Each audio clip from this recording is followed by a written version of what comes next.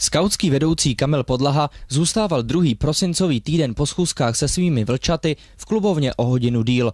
Čekal totiž na lidi, kteří přinesou nepotřebné věci, které ještě můžou udělat radost někomu jinému. Sbírku tradičně pořádáme pro děti z dětského domova v Dolních Počernicích.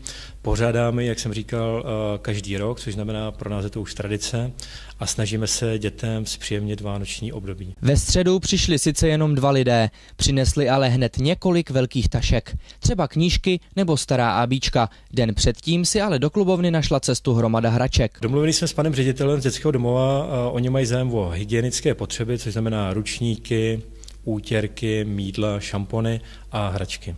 Zde máme hygienické potřeby pro děti z dětského domova v Dolních Počernicích a zde nám rodiče pro děti, pro předškolní mateřské centrum, pro zaměstnance z Ministerstva obrany přinesli hračky pro malé děti.